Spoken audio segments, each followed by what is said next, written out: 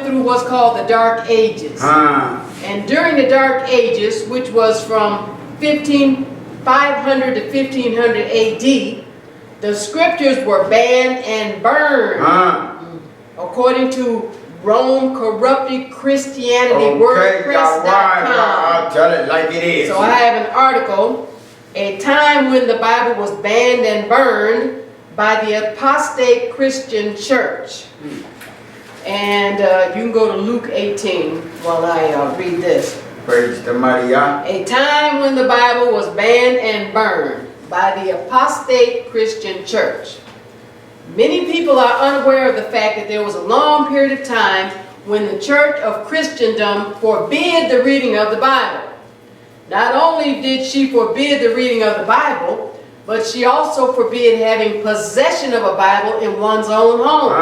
And you can kind of see the fallout from that from different people in the world where they don't have a Bible. These were called the Dark Ages for obvious reasons. There was a time when not only was the Bible banned, but literacy in general was prohibited and frowned upon. So they liked people being unable to read. Like our forefathers in slavery. They had the Europeans over there, they liked it like that. Tell like it is. Very few people during this time knew how to read or write. Again, the apostate church was determined that the less knowledge that people had, the more easy it would be to rule them. Over 10%, only 10% of people in the Roman Empire can read. And those were generally in the wealthy upper classes. You know that's right. It says in the Church Council of Tarragona, 1234 AD, now we're talking about these Roman church councils. There was an index of forbidden books, which Roman Catholics were forbidden to read or possess on pain of excommunication. And now that wasn't just Roman Catholics, it spread over the world because Rome was ruling the world. They showed that even the Bible was once on the blacklist. Translations of the Holy Book ended up on the bonfires. Vatican archives reveal the Bible was once a banned book. It says in this Jude Weber, he wrote on Rome, it says, we prohibit also that the laity should be permitted to have the books of the Old or New Testament. We most strictly forbid their having any translation of these books. Then there's another one, the Bible prohibited by the Index Librarium Prohibitorum, that's Latin, or Rome again.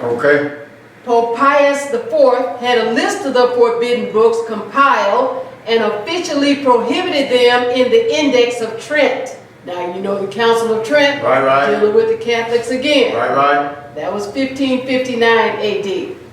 And then this is part of this index. It says, whosoever reads or has such a translation in his possession cannot be absolved from his sins until he has turned in these Bibles. And it says, many dictators have attempted to wipe the Bible from existence. He says Bibles in common languages such as Greek were outlawed. The Latin Vulgate Bible was produced and carefully controlled, readable only by specially trained representatives of the church. Laws were issued making it illegal for any Christian to possess a Bible. Penalties included burning at the stake. During the Dark Ages, even priests were unable to read the scriptures for themselves.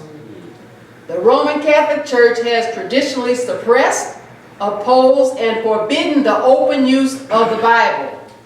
It was first officially forbidden to the people and placed on the Index of Forbidden Books by the Council of Trent, 1545 to 63 AD. It was also prohibited its use and pronounced a curse upon anyone who would dare to oppose this decree.